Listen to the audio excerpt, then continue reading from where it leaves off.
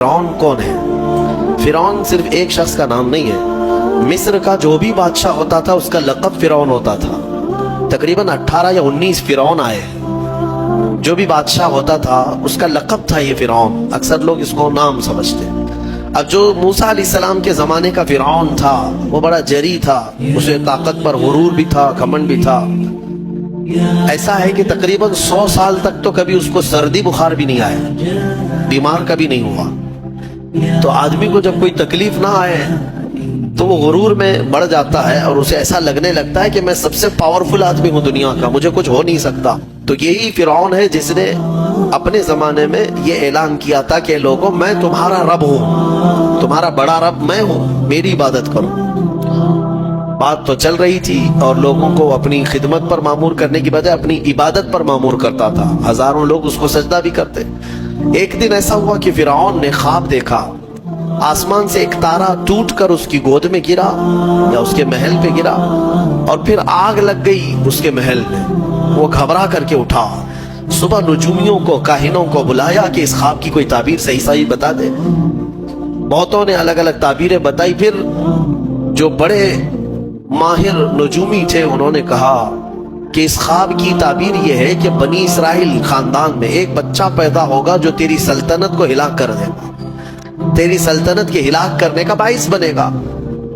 ख्वाब की ताबीर सुनने के बाद शाही फरमान जारी कर दिया उसने कि बनी इसराइल में आज के बाद जो भी लड़का पैदा होगा उसे मार दिया जाएगा, क्योंकि वो बच्चा कहीं सल्तनत की हिलाक करने वाला पैदा ना हो जाए।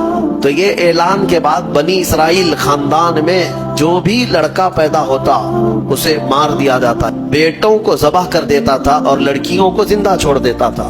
1 साल के अंदर इन्होंने 12,000 बच्चों को ज़बह किया, पैदा होते ही कत्ल कर देते थे। लड़के को जिंदा रहने का हक नहीं था, सिर्फ डर था। ये वो जमाना है जब मूसा अलैहिस्सलातु तस्लीम की अभी विलादत नहीं हुई, विलादत से पहले इतने बच्चे मारे गए। फिर उसके दरबारियों ने उससे रिक्वेस्ट किया कि अगर ऐसे सब मार दिए जाएं तो आपकी खिदमत के लिए बच्चे कहां से मिलेंगे, जवान कौन होगा? तो 1 साल छोड़ा जाता, 1 साल मारा जाता। इत्तेफाक ऐसा कि जिस साल मारा जाने वाला था उसी साल मूसा अलैहिस्सलाम की पैदाइश। उनकी मां हमला थी और पैदा होने का वक्त जब करीब आया तो अल्लाह तबारक व तआला जिसे जहां चाहे बचाए, हाँ जिस अंदाज में चाहे वो अल्लाह ताला हिफाजत फरमाता है। तो मूसा अलैहिस्सलाम की माँ के दिल में अल्लाह ने बात इल्का की कि तहखाने में चली जाएं। वो तहखाने में गई, बच्चे की विलादत हुई, लड़का पैदा हुआ। अब वो घबरा गई कि ये साल मारे जाने वाला है और वो बनी इसराइल खानदान से थी कि मेरा बच्चा मारा जाएगा, कत्ल कर दिया जाएगा। तो अल्लाह तबारक व तआला ने उनके दिल में ये बात इल्का की कि एक संदूक ले लो लकड़ी का और उसमें इस बच्चे को डालकर दरिया में बहा दो। भला कोई माँ कैसे बहाएगी? लेकिन अल्लाह ताला फरमाता वरबतना अला क़ल्बिहा, हमने उनके दिल को मजबूत कर दिया था। जब अल्लाह ताला किसी के दिल को मजबूत करता है तो बड़े बड़े काम कर जाता है। उनकी माँ संदूक में रख करके बच्चे को एक दरिया के किनारे डाल देती हैं, बहा देती हैं और अपनी बड़ी बेटी को कहती हैं कि देखते रहना ये संदूक कहाँ जाता है। मूसा अलैहिस्सलाम की जो बड़ी बहन थी वो देखती हुई जा रही थी उस संदूक के पीछे। संदूक बहते बहते बहते एक बागीचे के किनारे लगा। वो बागीचा फिरौन का ही था और फिरौन की बीवी वहां पर टहलने के लिए शाम के वक्त आया करती थी। जब वो अपनी कनीजों के साथ वहां आई तफरीह के लिए तो एक संदूक को अपने बगीचे के किनारे लगा हुआ देखा, उठाने के लिए कहा, उठाया गया तो निहायत ही खूबसूरत बच्चा। अल्लाह ताला नबियों को खूबसूरती दिया ही होता है। फिरौन के घर में कोई बच्चा नहीं था, औलाद नहीं थी। तो फिरौन की बीवी ने उठा लिया और कहा कि लाओ ये बड़ा खूबसूरत बच्चा है, हसीन बच्चा है, और अपने महल ले आई। फिरौन से कहा कि आज समंदर में, दरिया में बहता हुआ एक बच्चा किनारे पर आ लगा, मैंने उसको उठा लिया है। फिरौन ने कहा कहीं ये बच्चा तो नहीं जो मेरी सल्तनत को हिलाक करने का सबब बने। बीवी ने कहा ऐसा कैसे हो सकता है, वो तो बनी इसराइल खानदान में पैदा होगा, ये तो किसी दरिया से बहता हुआ आया है, पता नहीं कौन से मुल्क से आया, कहां से आया। तो बहरहाल उसकी बीवी ने यह कहा कि इसको मत मारो, ला तक़्तुलू असा अन यंफ़अना औ नत्तख़िज़हु वलदा, करीब है कि हम इससे फायदा उठाएंगे या इसको बेटा बना लेंगे। बीवी की बात पर राजी हो गया फिरौन, जो है बेगम की बात पर आ गया اور اس کے بعد رکھ لیا بچے کو. عورت کے مشورے پر عمل کرتے ہوئے اس نے رکھ تو لیا بچے کو. اب پرورش کی جب بات آئی، بچے کو دودھ پلانا ہے، تو تایام کو بلایا گیا. شاہی خاندان میں بچے کی پرورش ہو رہی ہے.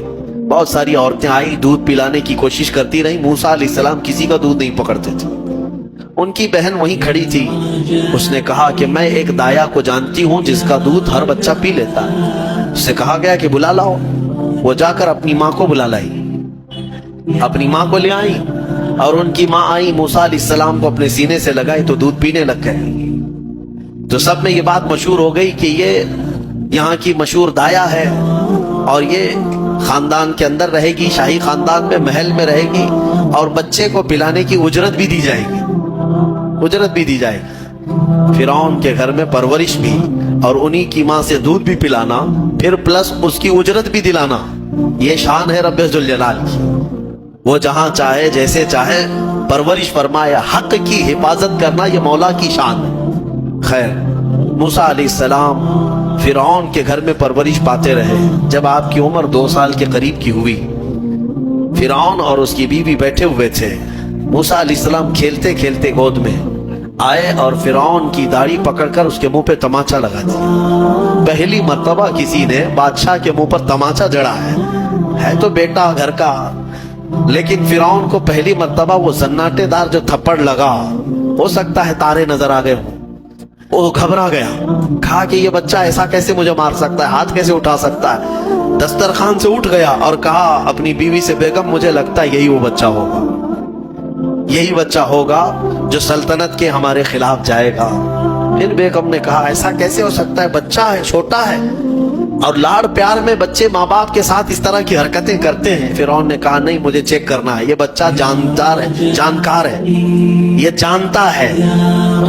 تو پھر موسیٰ علیہ السلام کا وہاں پر امتحان لیا ہے. فرعون کی بیوی بچانے پر لگی ہوئی تھی. فرعون نے کہا کہ ٹھیک ہے، دیکھتے ہیں یہ کہ بچے کو سمجھ ہے یا نہیں ہے. امتحان کے لیے بیگم نے کہا ایک کام کرو، ایک برتن میں آگ کے انگارے دہکتے ہوئے کوئلے وہ بھی لائے جائیں، اور ایک برتن میں سفید پھول لائے جائیں. اگر بچہ عقل مند ہوگا تو پھولوں کو پکڑے گا، نہیں تو پھر یہ لال چیز کی طرف بچوں کا ہاتھ زیادہ جاتا ہے، آگ دیکھے گا. کہا ٹھیک ہے، یہ آزمائش کی جائے گی. ایک برتن میں آگ کے لال سرخ انگارے کوئلے لائے گئے اور ایک برتن میں پھول لائے گئے، دونوں رکھے گئے. موسیٰ علیہ السلام کیا، ہر نبی ماں کے پیٹ سے ہی ہر چیز کو جانتے ہیں. اللہ تعالیٰ انہیں علم بھی نوازا ہے. موسیٰ علیہ السلام کو بلایا گیا. 2 سال کی عمر ہے کہ بچے ان دونوں میں سے کوئی چیز اٹھا لو. تو موسیٰ علیہ السلام کا ہاتھ پھولوں کے برتن کی طرف ہی بڑھنے لگا. یہ تو امتحان تھا. جبرائیل علیہ السلام اسی وقت نازل ہوئے اور آپ کا ہاتھ پکڑ کر کے آگ میں ڈالا. آگ میں سے ایک کوئلہ موسیٰ علیہ السلام اٹھائے اور اپنے منہ میں رکھ لیے، جس کی وجہ سے آپ کی زبان جل گئی، ہاتھ میں بھی آگ لگی. پھر فوراً ہٹایا گیا. فرعون کو وہ سیٹسفائیڈ ہو گیا کہ نہیں، یہ جانتا نہیں ہے، جانتا ہوتا تو آگ نہیں اٹھاتا. بہرحال موسیٰ علیہ السلام کو اس آگ کے کوئلے کے زبان پر رکھنے کی وجہ سے زندگی بھر اس کا اثر رہا. زبان میں زندگی بھر اثر رہا. پھر جوانی آئی موسیٰ علیہ السلام کی، اسی گھر میں پرورش پاتے ہوئے. پھر آپ وہاں سے نکلے اور آپ کی ماں نے آپ کو ساری چیزیں بتا دی کہ ہم بنی اسرائیل سے ہیں، نبیوں کا خاندان ہے، اللہ تبارک و تعالیٰ کی عبادت پر ہم ہیں، اور فرعون ظالم ہے اور وہ اپنی پرستش کرواتا ہے، اپنی عبادت کرواتا ہے، لہذا ہم فرعون کے خاندان سے نہیں ہیں.